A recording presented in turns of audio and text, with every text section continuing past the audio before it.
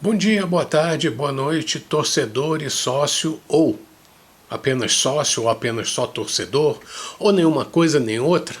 Talvez você esteja aqui só para ver a cara sofrida desse torcedor vascaíno. Bom, não interessa. Interessa é que nós estamos aqui mais uma vez para falar sobre o Vasco da Gama. E mais uma vez para falar sobre as coisas que acontecem fora do campo. Até porque dentro do campo não tem graça nenhuma. Se bem que fora também não tem graça nenhuma. Bom, mas vamos lá. Daqui a pouquinho a gente vai tratar desse assunto. Até já.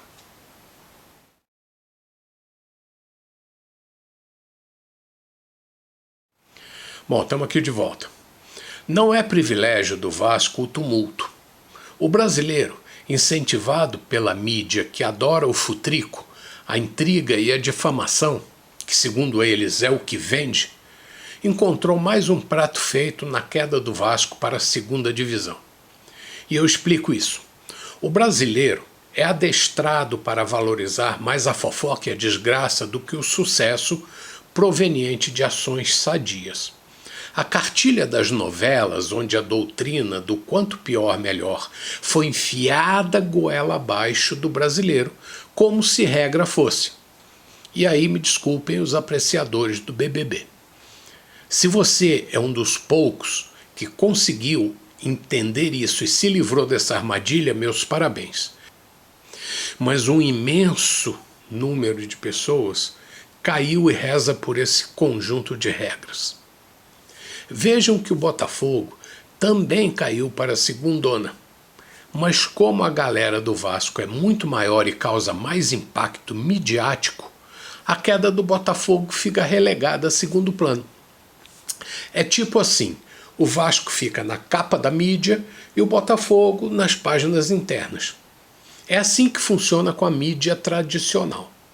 A novidade é que o novo apêndice dessa mídia, o segmento dos youtubers ou blogueiros, sejam eles jornalistas ou não, que cresce divulgando notícias do clube e briga por cliques para obter receita, ganhou importância numa triste guerra de narrativas. E como o Vasco tem uma torcida gigante, ávida por notícias frescas, esse novo segmento tem público disposto a ouvi-los. Eu penso diferente.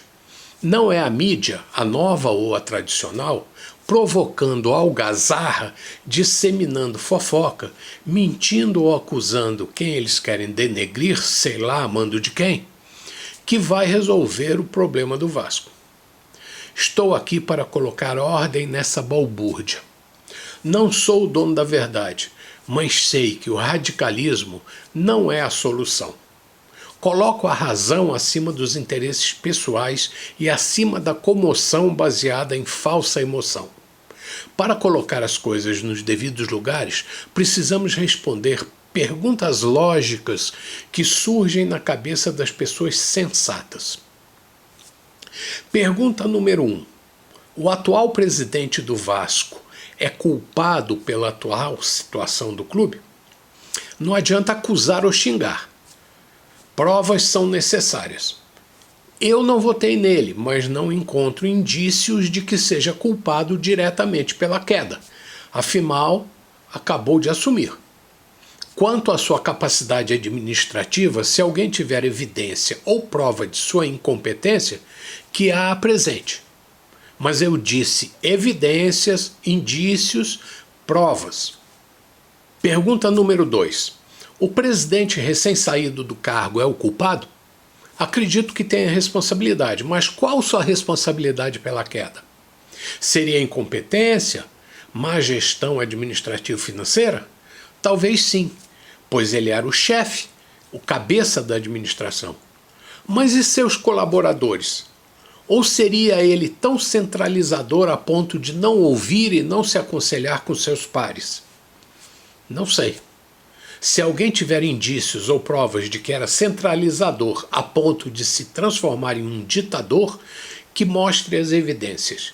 Se alguém souber com fidelidade o que aconteceu no dia 20 de janeiro de 2018, no episódio que ficou conhecido como o golpe vascaíno, que pela primeira vez impediu que um candidato eleito pelos sócios assumisse o cargo, explique o ocorrido e cite os nomes dos participantes dessa estrepulia. Esse é um episódio com muitas versões, mas que permanece envolto em mistério. E o que começa mal acaba pior ainda.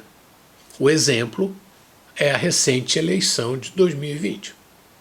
Pergunta número 3. Os órgãos estatutários do Vasco, com poderes de aconselhar, deliberar, decidir e fiscalizar os atos da diretoria executiva, são culpados pela queda?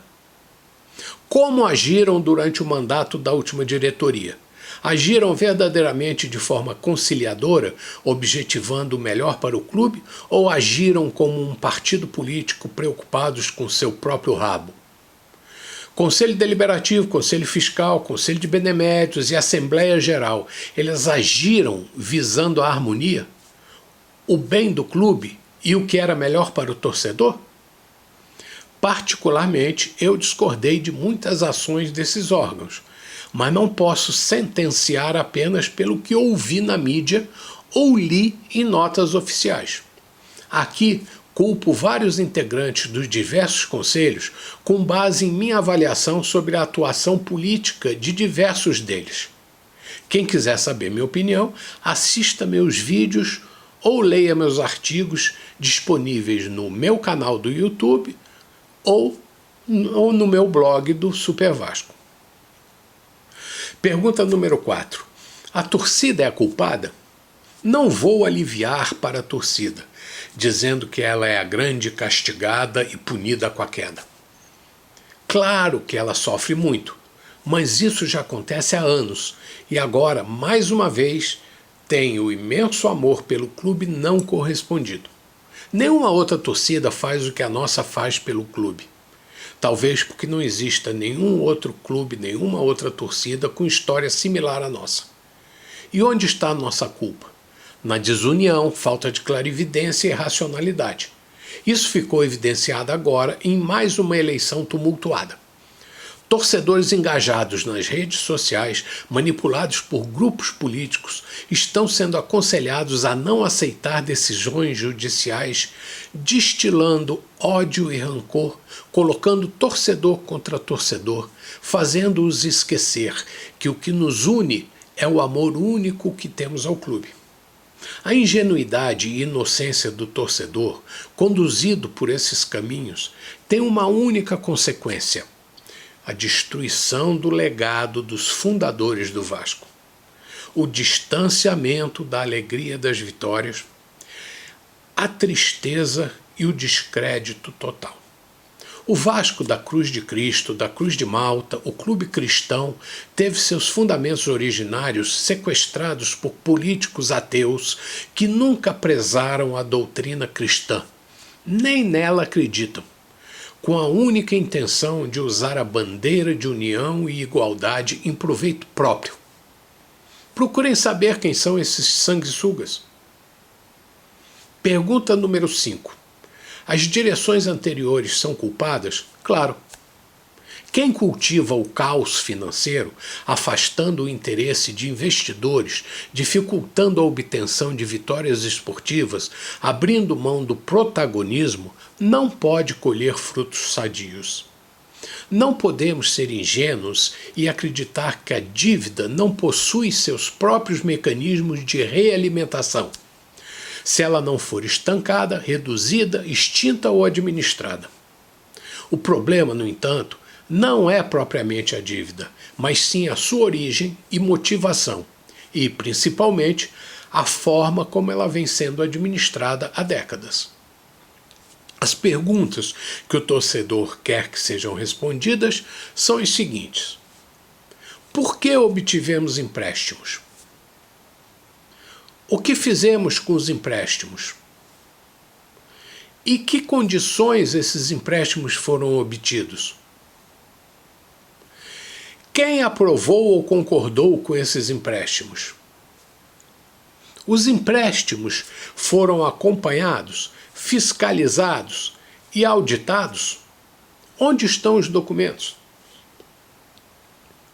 Se não foram pagos, onde estão registradas as consequências do não pagamento e sua evolução. Os balanços, os balancetes, os documentos.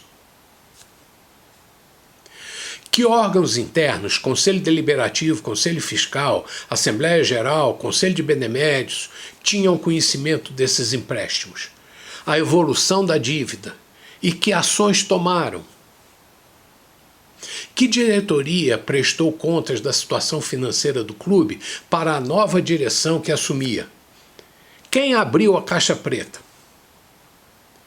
Quem foi responsabilizado de alguma forma pelo não pagamento das dívidas? Se ninguém, por quê? Nesse caso, todos os órgãos do clube são culpados, seja por conivência, cumplicidade ou incompetência. Responder todas essas perguntas me parece até simples, se bem que seja trabalhoso. O difícil é afastar o viés político e evitar a ação de algumas pessoas que optaram por adorar ou cultuar pessoas ao invés de preservar a instituição. Foi quase uma alienação. Complicado também seria dimensionar a pena dos culpados, pois são tantos réus em décadas, com diversos graus de culpabilidade, que não existe posologia que regule a dosimetria da pena cabível a cada um deles.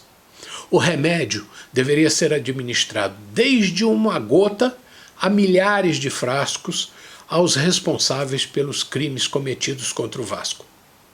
Punir os culpados. Um dia isso será considerado prioritário?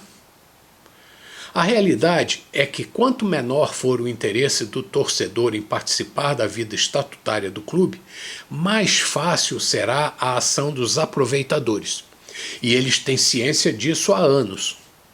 Os aventureiros são especialistas em criar ambientes hostis que a maioria das pessoas, de boa índole, evita frequentar. Isso abre o caminho para aqueles que gostam de agir na escuridão. A verdade é que as novas gerações não encontram mais motivação para torcer e sofrer por um clube com futuro incerto. Afinal, masoquismo é uma psicopatologia. Assim, chegará uma época em que a bela história do Vasco ficará tão longe da realidade que não haverá motivo para crianças e jovens acompanhar e torcer para um clube que não obtém vitórias e maltrata seus torcedores.